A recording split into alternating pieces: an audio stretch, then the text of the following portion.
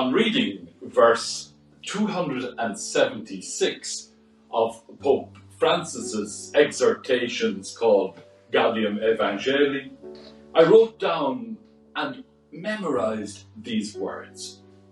Each day in our world, beauty is born in you. It rises, transformed through the storms of history. Human beings arise time after time from situations that seemed doomed, where all seems to be dead. Signs of resurrection spring up. It is an irresistible force. Faith is telling us that in the midst of darkness, something breaks through. Imagine being in the Ukraine today, their Easter Sunday, or in the family or friend circle of Kate Moore, who died so sadly while playing camogie this week, and hearing the words I have just quoted.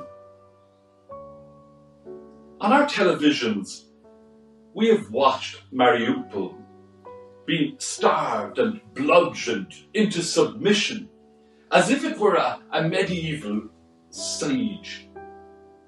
The innocent are blown up in their beds.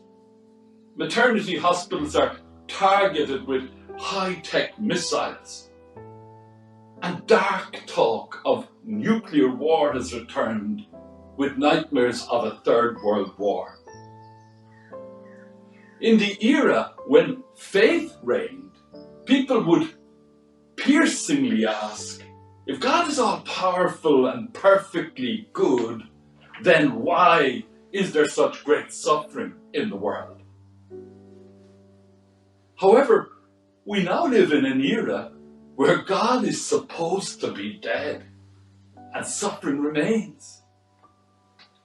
As atheism and humanism grows increasingly popular in Ireland and worldwide, one wonders whether humanism struggles with evil. If human beings are good and increasingly powerful, how come there is so much suffering in the world? Thomas is a popular gospel character. Believers feel in tune with Thomas. We identify with his doubt, though in many ways Thomas is not so much a doubter, but someone who seeks experience. The Beslan school siege was a terrorist attack in Russia in 2004, where 333 people died, including 186 children. The Archbishop of Canterbury, Rowan Williams, was asked the morning after the massacre, where was God? Williams replied, the short answer is that God is where God always is, and that is with those who are trying to comfort and bring light in any situation. I would guess that there must have been older children putting their arms around younger children. You might see God there. The humanist website, the Gold Foundation, reflecting on Ukraine, writes, still, through the scenes of rubble and destruction, we see humanity.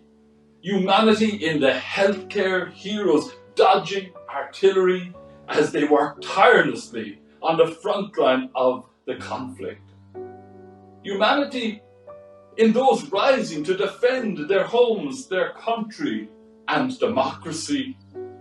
Humanity in the charitable donations and worldwide mobilization. These are remarkable, similar responses, exonerating God or humanity by pointing towards what is best in the response of those respective actors.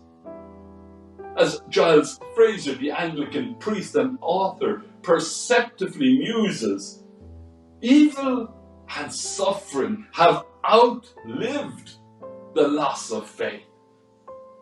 Once we had God to blame. But now Fraser asks, do humanists ever have what might be called a crisis of faith? Do they ever wonder whether human beings are ghastly creatures and that it makes no sense to follow a philosophy named in their honor? Rowan Williams often argues that there is no hope of understanding the resurrection outside the process of renewing humanity in forgiveness. The resurrection was an experience of forgiveness. The disciples had all abandoned Jesus, becoming complicit with his murderers. The fact that the resurrection was happening to them was an experience of forgiveness for them. The risen Jesus came to the disciples as a presence of forgiveness. Why does Jesus insist on saying 3 times, "Peace be with you"? Isn't it because what they really needed most at that time was forgiveness? Isn't the kind of peace they need the one set in motion by forgiveness?